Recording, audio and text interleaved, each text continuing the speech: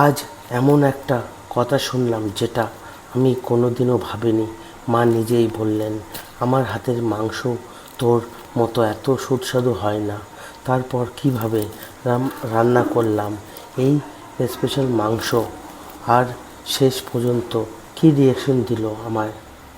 তোমরা হয়তো প্রথমে ভিডিও দেখে বুঝে গেছো। আমার আর বেশি কিছু বোঝানো লাগবে না, চলো রান্না করতে।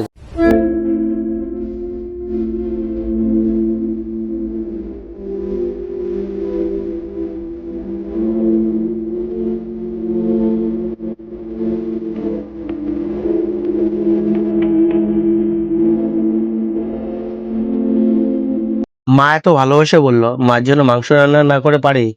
আর যেহেতু আমি মাংস রান্না করতে জানি, তো বন্ধুরা একটাই কথা বলবো বন্ধুরা, মা যদি মাংস রান্না খেতে চায় তোমাদের হাতে অথবা ছেলের হাতে, তাহলে একবার রান্না করে কষ্ট যেমন তেমন করে বানিয়ে দাও। তবু দেখো মা ভেবেই বলতো, খারাপ কোনো সময় বলবে না। চলো বন্ধুরা, এবার মাংস রান্নায় ফিরে আসি।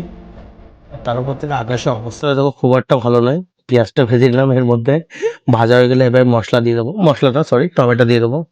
তো তার মাঝখানে একটা কথা বলি বন্ধু, যাদের ভোটার ডিলেট হয়ে গেছে এইসব তারা ঠিক করবে কি করে, সেটাই আমি সোমবারে যাচ্ছি কোর্টে। ওখান থেকে কি বলে না বলে আমি তোমাদের সাথে শেয়ার করবো। চলো বন্ধুরা, কাজের কথায় ফিরে আসি। মাংস রান্না না করলে আচ্ছা ঠিক মা বাড়াচ্ছে, বলবে বোরিং হয়েছে। তো বন্ধু,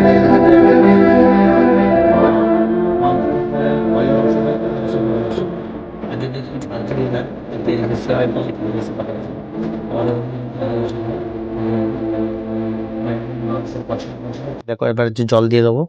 আম, কেমন লাগছে রান্নাটা তোমরা একবার কমেন্ট করে জানাও। আর লাস্টে পেঁয়াজ ভাজা আর ধনেপাতা, এটা দিলে বেশি ভালো হয়। আর গরম মশলা বাটা, তোমরা হচ্ছে এটা দিলে বেশি ভালো হবে। লাস্টে পেঁয়াজ ভাজাটা দিয়ে দাও, একটু পেঁয়াজ ভাজা যেমন ধনেপাতা আর একটু টক দই অথবা একটু ঘি দিয়ে দিলে ভালো হয়ে যায়। মাংসটা কেমন রান্না হলো তোমরা কমেন্ট করে জানাও, বারবার বলছি বন্ধুরা। আর যাদের ভোটের ডিলেট হয়ে গেছে, মঙ্গলবার ওই ভিডিও আসছে, ওই ভিডিওতে দেখলে তোমার সলভ হয়ে যাবে। এবার চলো, আচ্ছা আমার বোনের আছে, দেখা যাক বোন কি বলছে। মাংস খেয়ে বলছে, হ্যাঁ দাদা ভালো হয়েছে। এবার মাংস টুকরোটা নিয়ে যাচ্ছি মায়ের কাছে। মা খেয়ে বলবে কেমন হয়েছে না হয়েছে।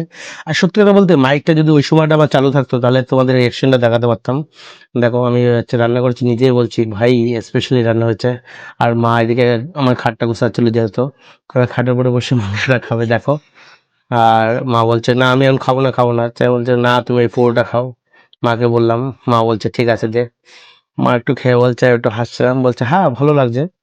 সত্যি কথা বলতে তোর মতো রান্না আমি করতে পারি না, তুই খুব স্পেশালি রান্না করতে পারিস, আমার থেকেও ভালো রান্না করতে পারিস। মা খেয়ে বলছিল। তো মা এখন সত্যি না মিথ্যে মা জানে।